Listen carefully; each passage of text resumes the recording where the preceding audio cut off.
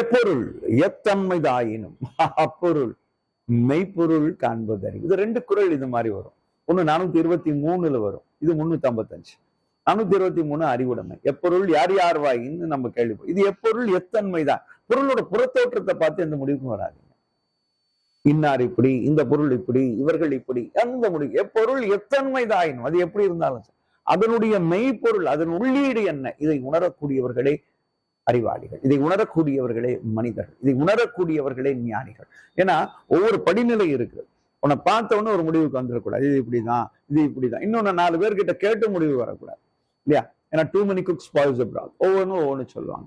அதனால நாம் அந்த பொருளினுடைய மெய்த்தன்மையை நாம் நம்மால் உணரக்கூடிய அளவில் நம்மை வளர்த்து கொள்ள வேண்டும். அதுதான் மெய். இந்த இதுவே பாத்தீங்கன்னா அளவு ஆசை மெய் உணர்தல் என்ற அதிகாரத்திலே வருகிறது. 36 அறிவோம் மெய் உணர்வோம் மேன்மையாக